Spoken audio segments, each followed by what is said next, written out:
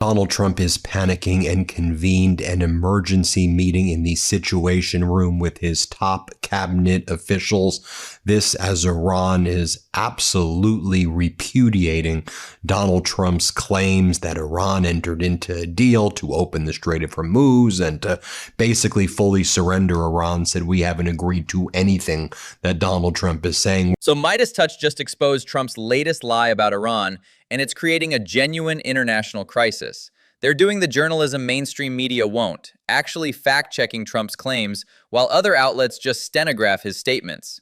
This breakdown shows how Trump's market manipulation is pushing us toward war. We're sticking with our 10-point negotiating framework, and Donald Trump's just out there lying and manipulating the markets. In Iran said we're going to now fully shut down the Strait of Hormuz. Previously, as a gesture of good faith, we were allowing some ships to go through a coordinated route that we agreed to, and now we're saying no ships can go through the Strait of Hormuz because the United States continues its naval blockade of the Persian Gulf, and Donald Trump continues to lie about our negotiating positions. He continues to threaten us during the ceasefire period. The Strait of Hormuz carries 30% of global oil shipments, about 21 million barrels daily.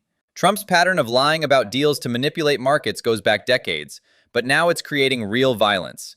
Iran's response is actually proportional under international law when facing an illegal blockade during ceasefire. The Iranian Revolutionary Guard Corps announced to all tankers in the Persian Gulf, if any of you come near the Strait of Hormuz exit, we will shoot at you. In fact, 2 Indian tankers that went close to the Strait of Hormuz, believing that they had permission, were shot at by the Iranian Revolutionary Guard. We have some of the audio of Iranian Revolutionary Guard putting out over their channel 16 to the other ships saying, if you come close based on Donald Trump's tweets, a stupid person's tweets, you will be shot, you will be killed. Channel 16 is the International Maritime Emergency Frequency. Every ship monitors it. Iran broadcasting direct insults to Trump on emergency channels shows complete loss of American credibility. Those Indian tankers getting shot at proves Trump's lies have real consequences for neutral parties caught in the crossfire. Now, folks, you don't have to just take it from my word that Donald Trump is panicking. The Wall Street Journal just wrote an expose with multiple sources close to Donald Trump talking about how he is panicking about this war and how he tries to project bravado, but that he's like pacing through the White House and does not have any clear plans or intentions at all. And then when he gets nervous, he just wants to talk about his ballroom and building arches. It's really quite pathetic. But the Wall Street Journal has been surprisingly critical of Trump lately, so multiple sources confirming his panic carries real weight. His ballroom obsession during crises isn't new. He did the same thing during COVID. This psychological instability during wartime should terrify everyone about his fitness for office. Donald Trump made this meeting, the Situation Room meeting with some of his top officials. J.D. Vance was there, Rubio was there, Hegseth was there, Bessent was there, his chief of staff, Susie Wiles was there, Steve Witkoff, I don't know why this guy keeps coming around and he's the worst. He was there. They're all the worst, frankly. CIA Director John Ratcliffe was there, and the chairman of the Joint Chiefs, Dan Kane, was there as well. And a senior U.S. official said, based on what was transpiring in this emergency Situation Room meeting, that if there's not a breakthrough soon with Iran, the war could resume in the coming days. The leak itself proves the panic. No competent administration would reveal that war could resume in days. Witkoff being there shows Trump's chaos management, bringing unqualified cronies into national security meetings. The fact this leaked suggests even insiders think this is spiraling out of control. And obviously, Donald Trump had Joe Rogan in the Oval Office to try to distract from the fact that on Friday, he engaged in one of his most brazen efforts to manipulate the market and succeeded in doing so by making up a completely fake deal with Iran, that Iran didn't agree to any of the things that Donald Trump was spewing to reporters who were basically just publishing it like they were Donald Trump's stenographer, while we at the MeidasTouch network were like, hello, can we look at what's really happening in the Strait of Hormuz? Can we look at what's really happening in Iran? Donald Trump's lying about everything. Stop publishing this BS. Let's talk about the reality. This perfectly captures the media problem. Mainstream outlets publishing Trump's lies as news, while independent journalists do actual reporting. The Rogan distraction is classic Trump crisis management. Without outlets doing real journalism, Americans would never know about Iran's systematic refutation of his claims. And one of the things that Donald Trump said in the press conference is he goes, yeah, Iran, they want to close up the strait again, as they've been doing for years. They can't blackmail us. They're cute. They're trying to be a little cute with us. We'll have some information by the end of the day. We're talking to them. So yesterday, Donald Trump said we'll have information by the end of the day. By the end of the day, surprise, surprise, Donald Trump did not have information. Why? Because he lies about everything. Calling Iran cute during wartime shows Trump's complete unseriousness about human costs. His end-of-day promises are textbook market manipulation. Create urgency, move prices, then quietly abandon the timeline. Oil futures jumped 8% on his fake Iran statements before crashing when truth emerged. And then you have Iran posting on their social media accounts the following about Donald Trump: amateur hour diplomacy. Here's the video they just posted on the Iranian social media accounts. Let's play it.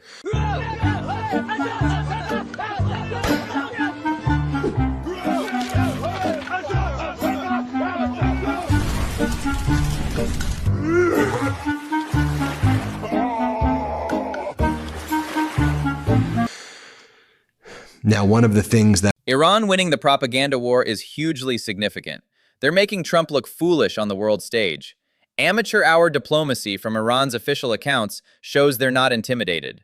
This public humiliation destroys any leverage Trump thought he had in negotiations. It also came out of this Situation Room emergency meeting. We're learning that the U.S. is preparing in the coming days to board and seize Iran-linked tankers and commercial ships in international waters, according to U.S. officials. We'll see if that actually takes place, because we know Iran will shoot back and they will fight back, and that will just lead to more escalation. The Islamic Revolutionary Guard Corps Navy put out the following statement: no vessel should move from its anchorage in the Persian Gulf or the Sea of Oman. The strait is closed. Following Iran's announcement permitting non-military vessels to pass through the Larik corridor, that's that corridor that goes really close with Iran's coast. Ship seizures in international waters are acts of piracy under maritime law without UN authorization. Iran closing the strait completely eliminates Trump's half-measure corridor deal. He's created the exact escalation he claimed to be preventing. Classic Trump deal-making failure. However, after the American side violated the ceasefire conditions and failed to lift its naval blockade, right? The Trump regime has that naval blockade of the Persian Gulf on Iranian vessels and ports. The Strait of Hormuz has been closed as of yesterday afternoon until the blockade is lifted. We therefore warn that no vessel should move from its anchorage in the Persian Gulf or the Sea of Oman. Approaching the Strait of Hormuz will be considered cooperation with the enemy, and any violating vessel will be targeted. All vessels and their owners are also instructed to follow updates only through the official IRGC Navy channels and Channel 16. Iran's response is legally sound. Blockades during ceasefires violate Geneva Conventions. Their proportional escalation puts the blame squarely on Trump's violations. The Channel 16 instruction shows they're following international protocols while Trump breaks them. Statements by the terrorist U.S. president regarding the Strait of Hormuz and the Persian Gulf have no credibility. And you also have the head of Iranian's Parliament National Security Commission releasing a statement about Donald Trump's claims on Friday: delivering uranium to America, the complete reopening of the Strait of Hormuz, continuation of the American maritime siege of Iran, and zero enrichment are just part of Trump's April lies and fabrication. That's what Iran Parliament's National Security Commission is releasing. Also, Iran's parliament leader MB Ghalibaf gave a long interview yesterday, which was broadcast on Iranian TV. Iran's parliament systematically destroying Trump's credibility shows coordinated government response. When foreign legislatures call the U.S. president a liar in official statements, American soft power is finished. This level of public contradiction would have been unthinkable with previous presidents. The Strait of Hormuz is under the control of the Islamic Republic of Iran. We responded decisively to the U.S. attempt at mine clearing and considered it a violation of the ceasefire. The situation escalated close to confrontation, but the enemy backed down. If traffic is currently taking place in the strait, it is because the control of the strait is in our hands. The Americans have announced a blockade in recent days. This is a reckless and ignorant decision. It is impossible for others to pass through the strait while we cannot. If the U.S. does not lift the blockade, movement through the Strait of Hormuz will definitely be restricted. I am ready for martyrdom. We are ready both to shed blood and to endure deep hardship. The enemy, the United States, sought regime change and to Venezuelanize Iran in order to auction off our oil, but they failed. We are fully prepared. The martyrdom rhetoric signals Iran's shifting to total war footing. That's the language of no compromise.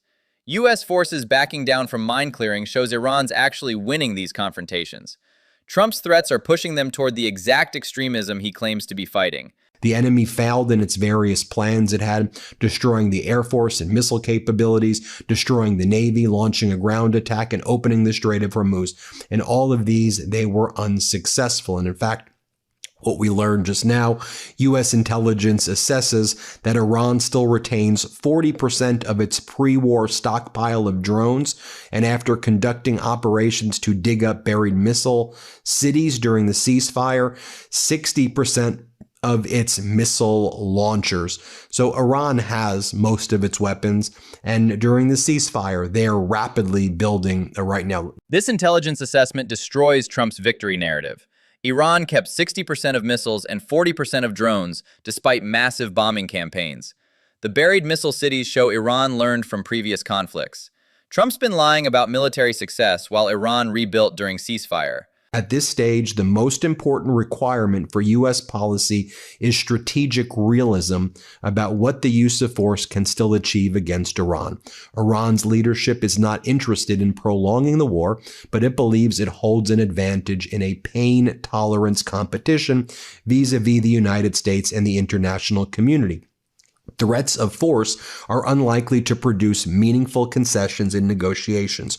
Iran is expected to hold firmly to the red lines it has maintained from the outset. In other words, that 10-point framework, its non-negotiables. It's not moving away from those. It will keep control of the Strait of Hormuz. It will not give up its ballistic missiles. It wants to enrich uranium.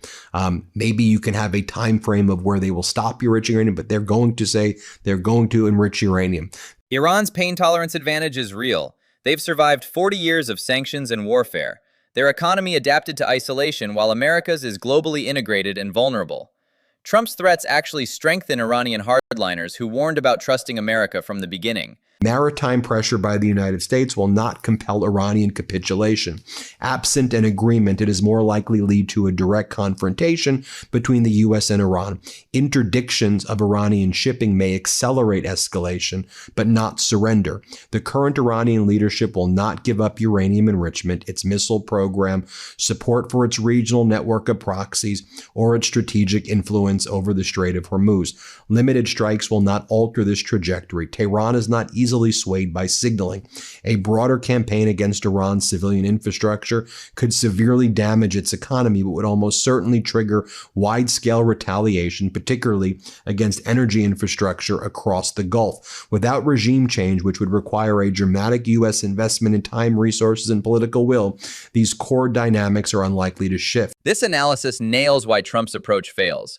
Maritime pressure guarantees confrontation, not capitulation.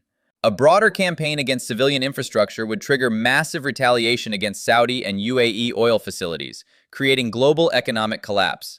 Americans won't support regime change after Iraq and Afghanistan disasters. Decision-making in Iran is becoming more fragmented and hard-line, increasingly shaped by the Islamic Revolutionary Guard Corps, the military factions. This makes coherent compromise more difficult than in the past. What Iran did not concede before or during the conflict, it is even less likely to concede now, regardless of military pressure or blockade measures. In the absence of a deal, escalation is not a risk. It is the default trajectory. Trump's military pressure created exactly the hardline takeover this analysis predicted. The Revolutionary Guard's increased control means no moderate voices left for compromise. Escalation as the default trajectory shows Trump's eliminated all diplomatic off-ramps through his own incompetence. And when Trump threatens and escalates, you're just doing, as part of a negotiation, you're not going to get the outcome of Iran capitulating. You're going to get the opposite outcome. I know it's almost fairly basic to say that, but I think understanding the history there a little bit's helpful. We'll keep you posted every step of the way, as always. This perfectly summarizes Trump's fundamental misunderstanding. International relations aren't real estate deals where you can bully and bluff. Iran has 3,000 years of surviving empires through strategic patience. Trump's transactional approach creates the opposite of what he wants every single time.